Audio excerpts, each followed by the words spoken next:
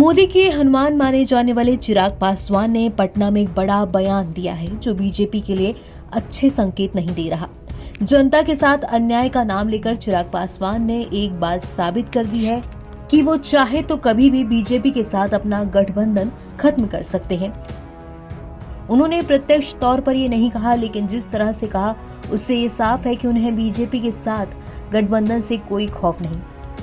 दरअसल 30 सितंबर को SK memorial hall में पार्टी के SC/ST प्रकोष्ठ की ओर से आयोजित अभिनंदन समारोह में बतौर मुख्य अतिथि चिराग पासवान शामिल हुए। इस दौरान उन्होंने जो कहा उससे बीजेपी के कान खड़े हो गए। उन्होंने बयान दिया कि अगर मुझे कहीं से अपने समाज के लोगों की परेशानी दिखी तो मैं 1 मिनट में मंत्री पद त्याग दूंगा। चिराग पासवान उस गठबंधन में है। आप लोगों को अपने हक अधिकारों की चिंता के लिए सोचने की जरूरत नहीं है। ये वादा आप लोगों से करते हैं।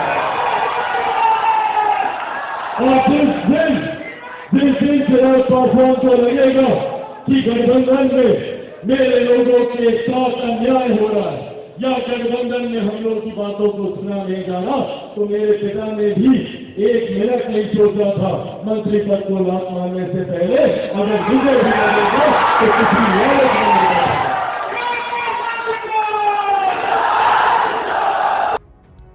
चिराग पासवान ने कहा कि चाहे मैं किसी भी गठबंधन में रहूं, किसी भी मंत्री पद पर रहूं, जिस दिन मुझे लगेगा कि संविधान के साथ और आरक्षण के साथ खिलवाड़ हो रहा है, मैं उसी वक्त मंत्री पद को लात मार दूंगा। जैसे मेरे पिता ने 1 मिनट में मंत्री पद त्याग दिया था, उसी तरह मैं भी 1 मिनट में मंत्री पद त्याग दूंगा।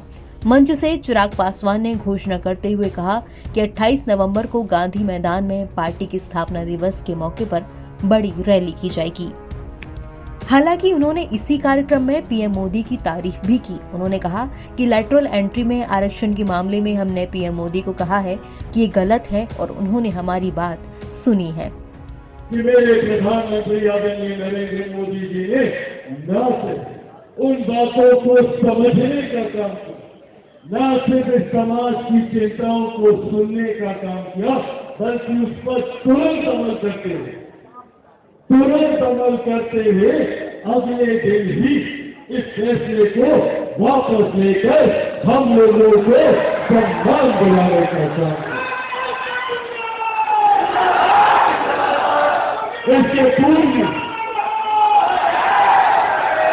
पूर्व संभवतः अगर साल मुझे ठीक याद है 2019 की शायद बात है, 18-19 अनुसूचित जाति जनजाति अत्याचार निवारण विधेयक को लेकर एट्रोसिटी एक्ट में माननीय न्यायालय के द्वारा कुछ डाइल्यूशन कर दिया गया था, उसको कमजोर करने का प्रयास किया गया था इस कानून।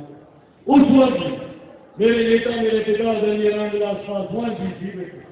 तब भी हम लोगों ने मजबूती से सरकार के समक्ष अपनी बातों को रखा और तब भी हमारे प्रधानमंत्री आदरणीय नरेंद्र मोदी जी ने हमारे समाज की पीड़ा को समझकर तुरंत उस कानून को यथास्थिति में पुनर्स्थापित करने का काम किया। ये ताकत है हम लोगों के समाज की।